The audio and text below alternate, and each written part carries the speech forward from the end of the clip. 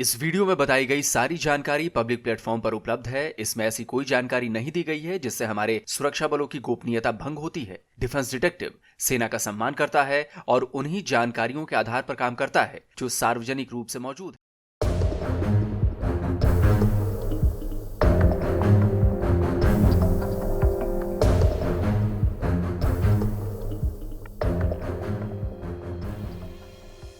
दोस्तों, भारत का स्वदेशी लाइट कॉम्बैट एयरक्राफ्ट यानी कि LCA मार्क 1A तेजस अगले कुछ महीनों में इंडियन एयरफोर्स में शामिल होने वाला है। वैसे तो पिछले ही महीने MK1A के पहले बैच की डिलीवरी एयरफोर्स को की जानी थी, लेकिन इंजन सप्लाई में देरी हुई और इसका असर यह हुआ कि इसके प्रोडक्शन पर पड़ा।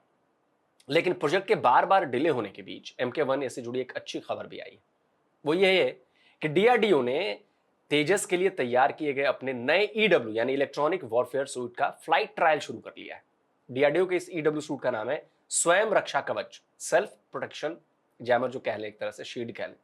सितंबर में जब रक्षा मंत्रालय ने HAL को 97 LCA MK1A के ऑर्डर दिए थे, तब जो ट्वीट किया गया था वो देखिए। लिखा था, the advanced LCA MK1A integrates उत्तम ऐसा रडार, स्वयं रक्षा कवच and control एक्यूटेटर्स with 64% indigenous content and 67 new indigenous items।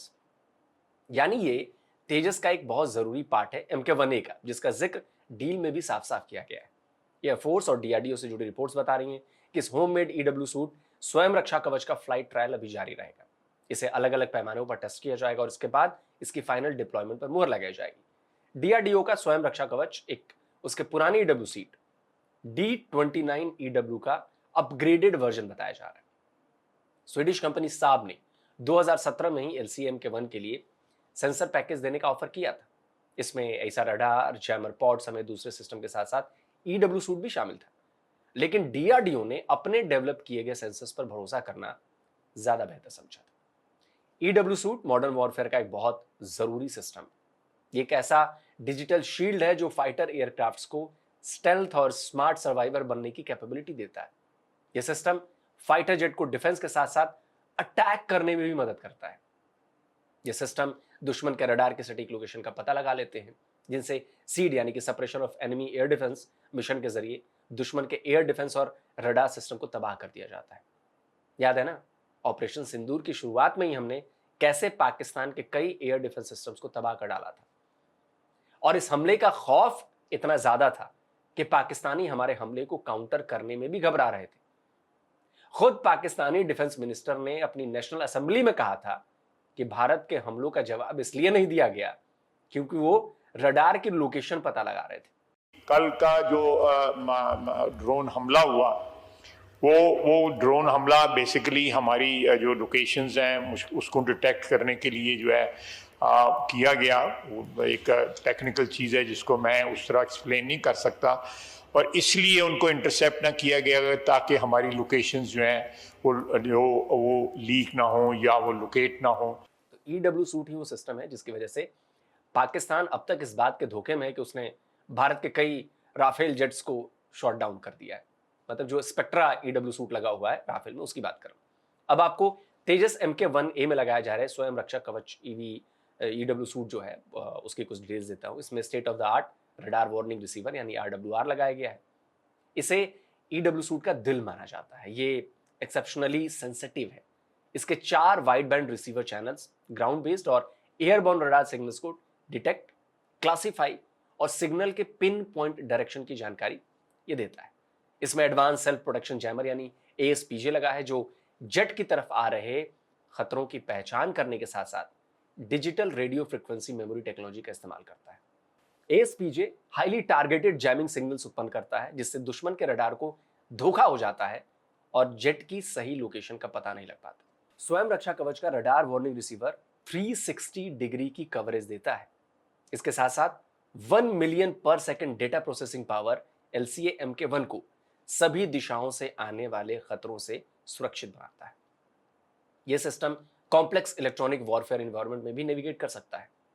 ASPJ के हाई पावर पल्स और कंटिन्यूअस वेव जैमिंग चैनल्स दुश्मन के अलग अलग रडारों की भी आसानी से पहचान कर सकते हैं और उन्हें डिस्टरप्ट यानी कि बाधित भी कर सकते हैं। चलिए अब मैं आपको बताता हूं कि स्वयं रक्षा कवच डीआरडीओ का जो ये पुराना D29 EW सूट था उससे कैसे अलग है और कैसे बेहतर है। तो D29 EW सूट में जो RWR लगा है वो कन्वेंशनल और नैरो बैंड का है। इसकी जो बैंडविड्थ है वो 8 से 12 गीगाहर्ट्ज की है, जबकि स्वयं रक्षा कवच में 2 से 18 गीगाहर्ट्ज का gain phased array wide band RWR है। D29 EW सूट का एक जैमर एनालॉग है और ये केवल नॉइज को डिटेक्ट करता है, जबकि स्वयं रक्षा कवच का जैमर DRFM डिजिटल है। D29 एक साथ 4 थ्रेड को हैंडल करता है, जबकि स्वयं रक्षा कवच 8 से ज्यादा थ्रेड को हैंडल करने के साथ साथ अपनी AI प्रायोरिटाइजेशन टेक्निक से थ्रेड की गंभीरता को भी एनालाइज करता है। D29 के एंटीना और पॉड्स एक्सटर्नल होते हैं, यानी उन्हें जेट के बाहरी हिस्सों में लगाया जाता है, जबकि स्वयं रक्षा कवच का RWR फ्यूजलाज में होता है। इसके पॉड्स भी हल्के होते हैं। स्वैप रिडक्शन के मामले में भी स्वयं रक्षा कवच बेहतर है। D29 स्वैप यानी साइज, वेट एंड पावर का रिडक्शन मामूली तौर पर ही कर पाता है, जबकि स्वयं रक्षा कवच 30% हल्का और 25% कम पावर लेता है। इससे जेट को अपने मिशन को अंजाम देने में एक एज मिलता है। यही वजह है कि डीआरडीओ ने अपने LCA Mk1A के लिए स्वयं रक्षा कवच को चुना है। तो अगले साल जब LCA Mk1A हमारी एयरफोर्स में शामिल हो जाएंगे तो स्वयं रक्षा कवच से भी लैस होंगे, जो युद्ध के दौरान दुश्मन को भारी चोट पहुंचाने और अपने जेट को खतरों से बचाने का काम करेंगे। तो दोस्तों, आज की वीडियो कैसा लगा, आज की जानकारी कैसी लगी, कमेंट में जरूर लिखिए। और साथ ही जिन दोस्तों ने अभी तक डिफेंस डिटेक्टिव को सब्सक्राइब नहीं किया है तो भाई पहले चैनल को सब्सक्राइब करें, फिर लाइक करें और वीडियोस शेयर करें। जल्दी मिलता हूं एक और नए वीडियो के साथ।